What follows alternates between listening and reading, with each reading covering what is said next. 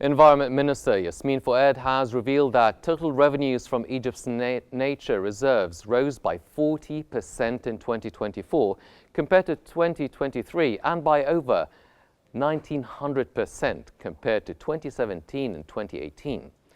The minister outlined the key achievements of the nature protection sector in 2024, which include preserving ecosystems, developing nature reserve infrastructure, conserving biodiversity, supporting local communities, protecting endangered species, and enforcing environmental laws.